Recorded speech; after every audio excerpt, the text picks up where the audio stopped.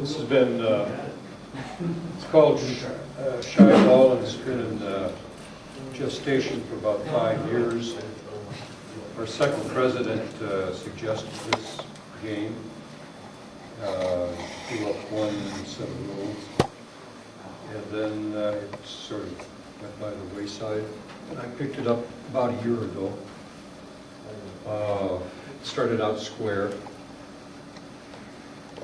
and Rick Newsom suggested this particular layout, which I like. We needed not only a different game, but we also needed something that would lend itself well to demonstration, because we're doing the eye hobby. Okay, so this is built in such a way that supposedly, we have never tried it, from side to side, two parallel sides, happens to be 82 inches, which is just the width of our game table. We use every 6 months or so.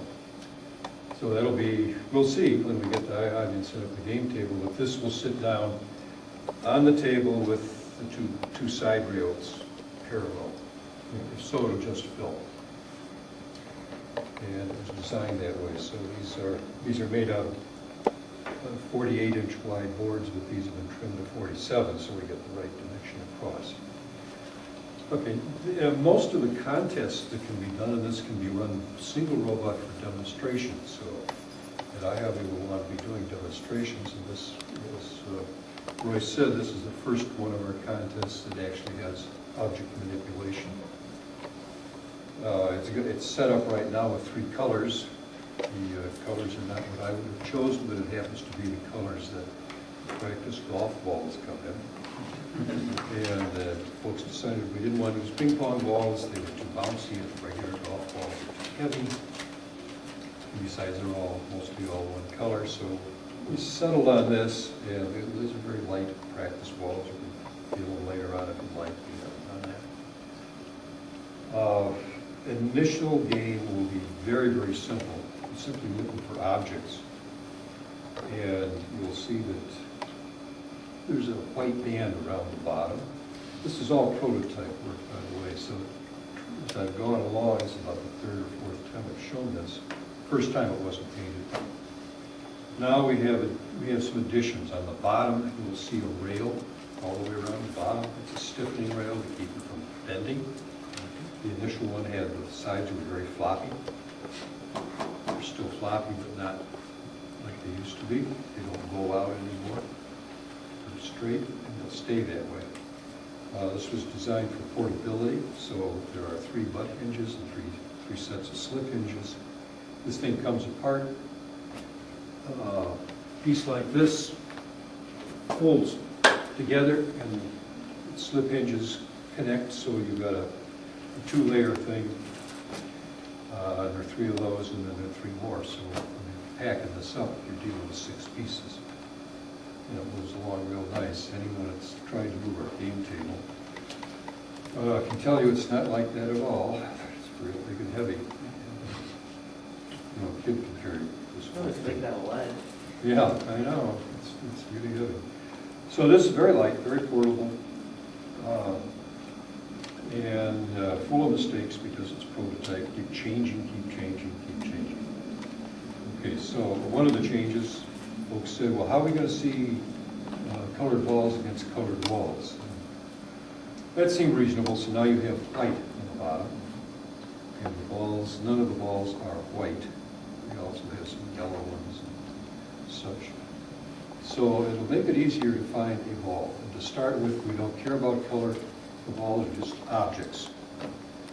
The early games, when we're starting to get people to build robots, you're only looking for the objects. You don't care what color. Later on, the more advanced games, and I've written about 20 of them for this thing already, the more advanced games require that you recognize ball color and manipulate the balls on the basis of the color. But for the simple game, primarily the deal is there'll be a certain number of balls in set locations. It could be random, but the problem with that is how do you do it fairly?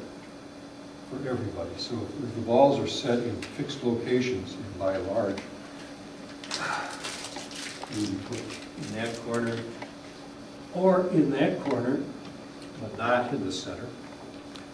And there can be up to 2 in that corner, up to 3 in this corner. So you can have a lot of balls, or very few balls. But for every configuration, for every number of balls, there's a starting configuration. You can put your robot anywhere in the middle, and as a demonstration, the robot just runs around, grabs balls, and throws them either side, and you've got a stopwatch, and you snap it off when it's done. And fastest robot to do that would win, or just as a demonstration. That could be a contest, or as a demonstration, the robot just finds the balls and tosses them elsewhere. Throwing balls over the outer wall is a penalty, and every time you throw one over, the penalty gets bigger and bigger and bigger. And the reason is, you want little kids running around, stepping on these things, twisting an ankle, falling, etc. So for safety, we want them to stay inside the arena. Okay, if you have 2, you can have 2 up to 3 robots at a time. And depending on the level of the game, the initial level of the game is get rid of the balls, but you can have other kinds of games. When you get advanced in terms of manipulation, you see 3 balls, we can give you like 9 and a little triangular thing. Instead of your job now, instead of throwing the balls over the side, is to pick up the balls and stack them into a little pyramid. First of all, just stack, put in 3 in a little triangle, then a bigger triangle, flat. You can make the triangles bigger. It's like on a pool table. But then, now when you fill those, you stack higher. So you start with a matrix of 6, and then 3, and then 1. And then you make it more complicated. You give it a whole bunch of balls, and you have to find the right colors, and you put red balls on the bottom, and you put orange balls in the middle, and blue ball on top, or whatever the rule asks for. Okay, so just in terms of manipulation, it can get harder and harder and harder. Yeah? We go back to your original thing where you said just get rid of the balls. Does that mean you're going to put it in somebody else's? Somebody else's, yeah, okay. Somebody else's. Right. Get them out of yours, put them in someone else's, and the score depends on how many balls are in there. But that's the simple score. No, that's fine. Just wanted to understand where we're going.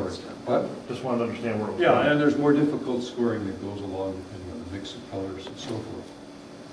You don't have to recognize the colors, but the colors do tell us where the balls came from. Okay, so those are a bunch of things. And then at the last meeting, there were some other suggestions. One of them was, why don't we have a center area too? And the center area can be this way, or it can be a different way, made of 3 boards that look like this, that form a triangle in the center. Right angles to each one of these. This allows you, however, yes, to put a ball in there, and if you put it on your side, you get more points, and if you get it in there, but in one of those other 2 parts, you would get less points. And you can do it the other way, but this is the easiest way. Put it in your own triangle, and you get mutual points.